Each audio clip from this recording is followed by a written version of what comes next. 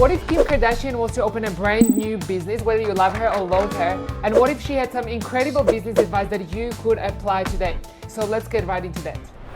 So in this video, we've got some actionable advice inspired by what Kim Kardashian might say. Exactly. And the reason why we're saying inspired, because just for the record, Kim Kardashian actually has not given us this business advice.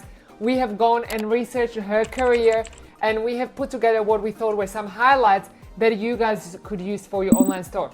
Now, you might ask, before I let Kristen talk, you might ask, what? Kim Kardashian? Like, why?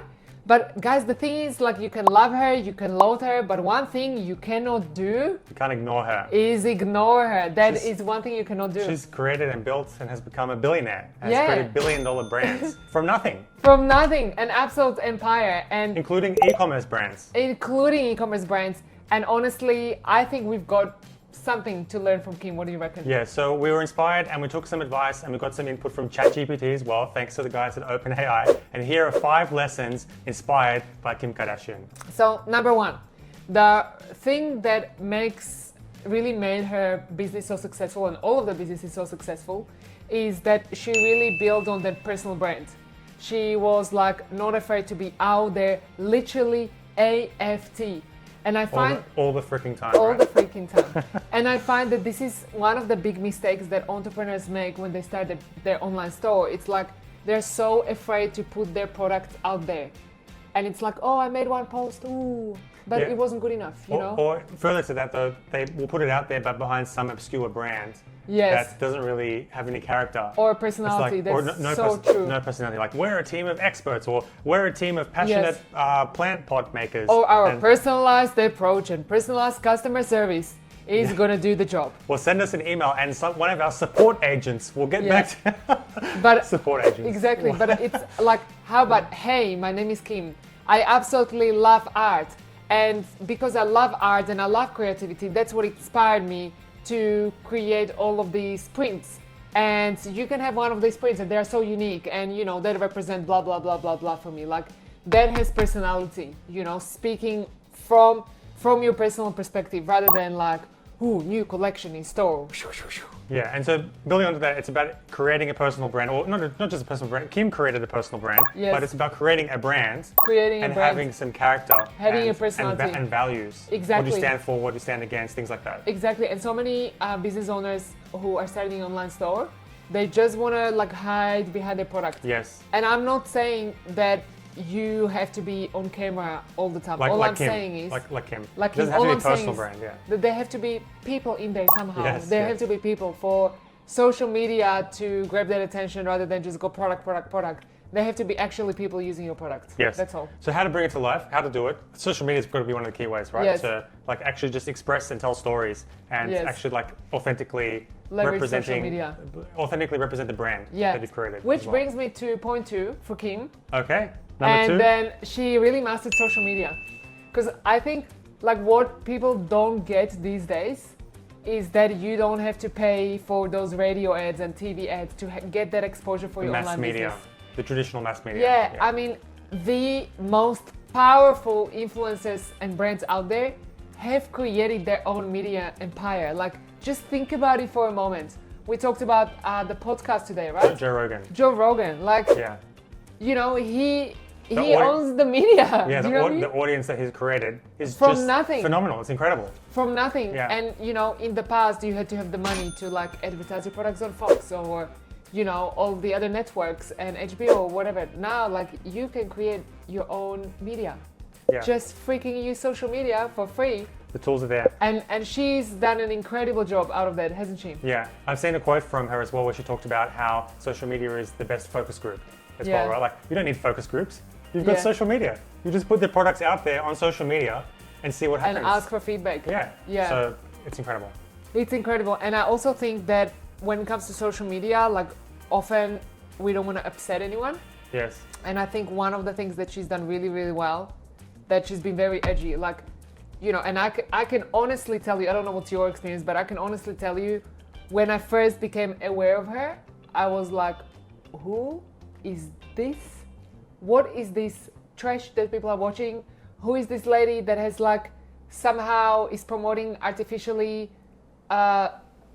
artificially created body shape and physical shape and whatever that like I was like, what is this? But now looking back at all of that, like that is freaking edgy stuff that cuts through and makes the sales. It's polarizing. It's right? polarizing. It's brilliant. People love it or hate it, right? Yeah, so and I might not have been, or I'm not actually a big fan of any of like the brands of the lingerie or the beauty or whatever, or keeping up with the Kardashians.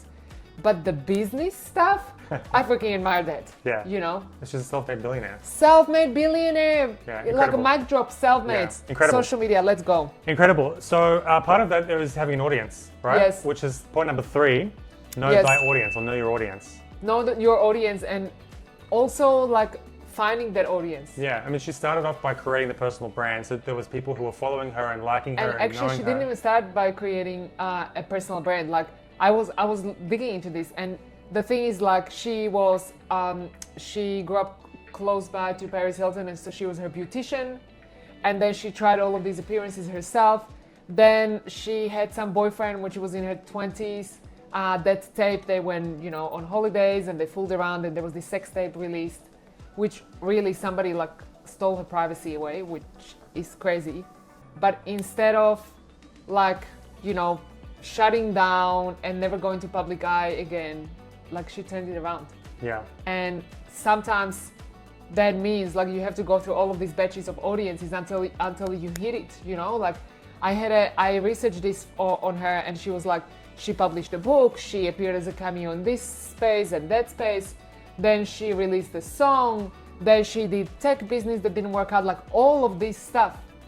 Until like the persistence, until she found that audience. So boom. it wasn't one audience. It wasn't one audience. It wasn't the first audience. Guys, it wasn't like she woke up and she was like, I'm here and I'm a billionaire. Like, I think sometimes entrepreneurs like underestimate the resilience and just like keeping in the game and keeping on going. Yeah, and the massive imperfect action. The massive imperfect action and just like keeping up with the resilience, which is actually was our next point, resilience.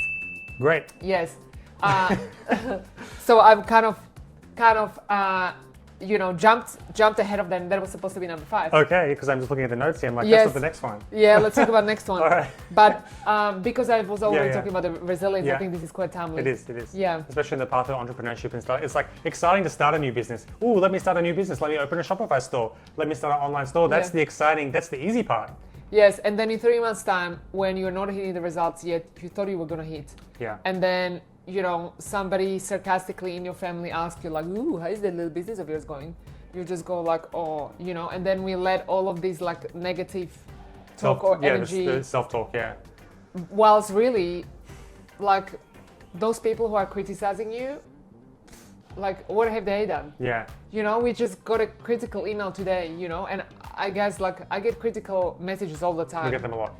We get them a lot. Like people laugh at my accent, and people some people have like weird comments on my clothing, on the way I stand, the way I speak, and sure, it hurts. It still hurts. It stings. It stings. Yeah. But now we are like, well. I think something that we learned, like for us personally, we might have to censor the whole now. I think something that we learned personally is that the criticism never comes from people who are ahead of you.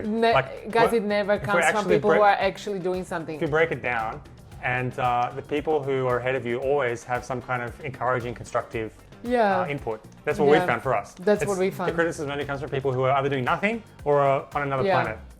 And so, has Kim been resilient? Oh boy, like you can give this to her. Like. Yeah. Thumbs resilient as thumbs up. All right, last one. Diversifying income streams. Yeah. What does that mean?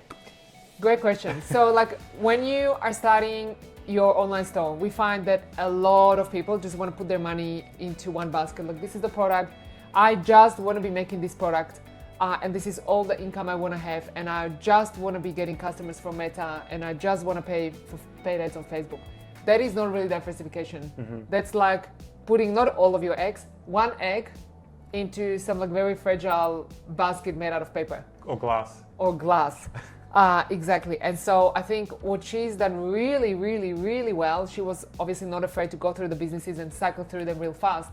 but also thinking like, what are these related products that are going to serve the same audience and are going to really sell well. Yeah, it's the audience and the focus group. It's the audience, the focus group, and then complementing it with the product suites. Okay, so then she had a beauty brand. Like that beauty brand, you know, is it was like a KKW. The Kim Kardashian West, right? Yes, I think they've changed the name now. I don't think it's called that anymore. But yeah. I actually put a note here. It's now called, where did it go? Skin, SKK again. Skin by Kim. Okay, Skin by Kim. Oh, okay, great. Yeah. And so that beauty brand clearly serves certain audience. Then she starts a lingerie brand. Hello! Like those women who buy the beauty products, they buy lingerie too. If they're fans of Kim, why wouldn't they buy the lingerie? Like, freaking incredible. Yeah. But so many business owners don't do that. Yeah. And so that, like, if you can think about, we call this in e-commerce, we call this CAC to CLV ratio, right? So the CLV is really your customer lifetime value. It's actually the way around, CLV to CAC. Yeah, CLV to CAC. CLV to CAC. But CAC is your cost of acquisition. And so if you think about having one customer, it's freaking so much effort to acquire that customer, why wouldn't you sell them over and over and over and over and over? Yeah. You cannot do that if you just have one product. Absolutely. Yeah. So diversification. So what can people do when they're starting out their business? With diversification, well, think about, going back to the first point, think about creating a brand. Who does the brand serve, your audience? Who's the avatar, who's the customer profile? Yeah, and then what else they might want to buy. So typically what we find the easiest ways to do this when you start an online store is that you select few products that go well together to start a brand. Then you're going to see which ones are the best-selling ones. That will narrow down the audience even more. And once you see which ones are the best-selling ones, then you start thinking about, okay, what goes well with this? And then once you build up a mailing list, you're like, okay, my mailing list might be also interested in that. Yes, and you can test some offers, send some emails, do some fishing, put the hooks out there, see what people bite onto. Even like pre-order, you can pretend you're getting products and you can get people pre-order. And if you get a lot of pre-orders, you may as well source the product. And if you don't get any pre-orders, okay, next. Yeah, or join the waiting list. Or join the waiting list, exactly, because nobody knows. Yeah. Like who else joined the waiting list. Yeah. So, there are many cool things you can do. Amazing. So that was Shopify advice inspired by Kim Kardashian. If you want to hear Shopify advice from another celebrity, then check out this next video and we'll see you there.